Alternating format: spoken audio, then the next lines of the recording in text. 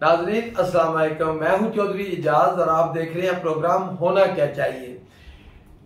दो लफ्ज सारी पाकिस्तान की सियासत में इस वक्त जिसको कहते हैं ना उनका गलबा है कि वो कहते हैं ना कि साजिश है या मुदाखलत। मैं आज इस पे दोबारा इसलिए भी बात कर रहा हूं कि बहुत सारे हजारों में ओवरसीज पाकिस्तानियों ने, पाकिस्तान के अंदर दोस्तों ने, खैर कौम ने मुझे कहा जी ये तो वजाहत करें कि ये साजिश क्या है और मुदाखलत क्या है। तो मैं जल्दी जल्दी कोशिश करता हूँ। देखिए, तो हम जरा तारीख में जाते हैं।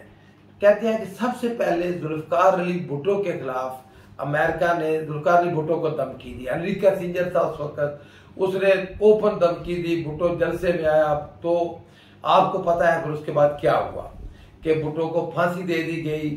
और ये हमारी तारीख का हिस्सा है। आप खुद देख लें कि वो मुदाखलत थी या साजिश थी, अभी तक फैसला नहीं हो सका। उसके बाद फिर आते हैं ज़िया-उल हक। आपको पता है पहले ज़िया-उल हक जो था एक हद तक जब वो अमेरिका के साथ चला, उसके जब अफगान जो जिहाद हो रहा था अफगानिस्तान के अंदर, जिसको अमेरिकन ने स्पॉन्सर किया, और बिजा तौर पे हमें फख्र है कि पाकिस्तान ने एक सुपर पावर को शिकस्त दी। लेकिन जब वो अमेरिकन एजेंडे को से हट गया ज़िया-उल हक, तो अमेरिका ने ज़िया-उल हक को धमकी दी। फिर आप खुद ही फैसला करें कि उन्होंने अपने सफीर की कुर्बानी दी।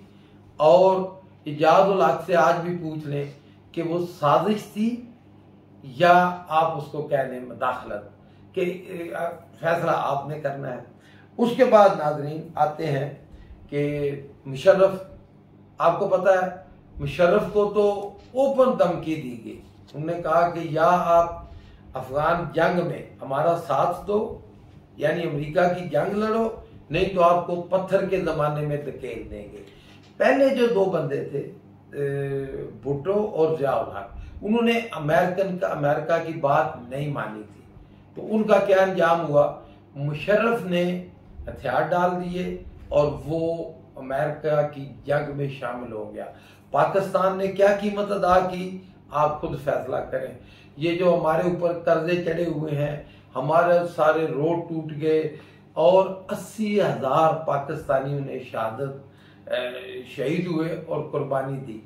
और जो मुल्क के अंदर जो हमारी मईशत तबाह हो गई, मुल्क हमारा रुपया कहाँ से, ये सारा किया धरा उसी जंग का है। आपने देख लें कि वो अब आते हैं, ये जो रिसेंट धमकी दी अमेरिका ने कि इमरान खान को, कि अब जिसको ये सारे कह रहे हैं जी मुदाखलत हुई है, अब समझ नहीं आती। यकीन करें मैंने बहुत दोस्तों से, दानिश्वरों से और बड़ा खुद जो देखा कि भाई एक मुदाखलत क्या है और साजिश क्या है।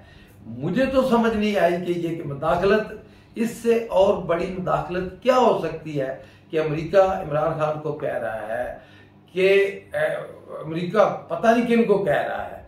वो तो इमरान खान तो कह रहा है कि मीर जाफर को कह रहा है। मैं आखिर में ये भी बताऊंगा कि मीर जाफर कौन है ताकि क्लैरिटी आ जाए, और मीर सिराजुद्दौला के खिलाफ किस तरह मीर जाफर ने गद्दारी की थी। तो अब अदम एतमाद की तारीख आती है। फिर सारे जो जितने ये हैं, जिस तरह ये भुट्टो के खिलाफ इकट्ठे हुए थे, सेम उसी तरह सारे इकट्ठे हो जाते हैं। इकट्ठे होके पाकिस्तान की तारीख में अनोखा वाकया होता है कि तरीके अदम एतमाद कामयाब हो जाती है। आज तक कभी कामयाब नहीं हुई। तो आप खुद फैसला कर लें।